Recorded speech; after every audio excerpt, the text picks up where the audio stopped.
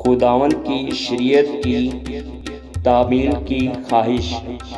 कलाम अक़दस में से ज़बूर 119, 129 से 136 आयात। तेरी शहादतें अजीब हैं, इसलिए मेरा दिल उनको मानता है। तेरी बातों की तशरीह नूर बख्शती है, वो सादा दिलों को अक्लमंद बनाती है।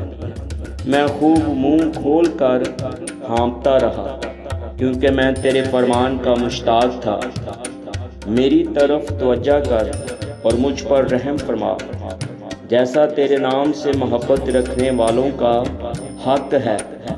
अपने कलाम में मेरी रहनुमाई कर, कोई बदकारी मुझ पर तसल्लुत ना पाए।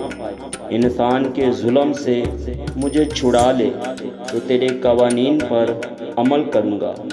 अपना चेहरा अपने बंदा पर जलवागर फरमाओ और मुझे अपने आइन सिखा। मेरी आँखों से पानी के चश्मे जारी हैं, इसलिए कि लोग तेरी शरीयत को नहीं मानते। आमीन।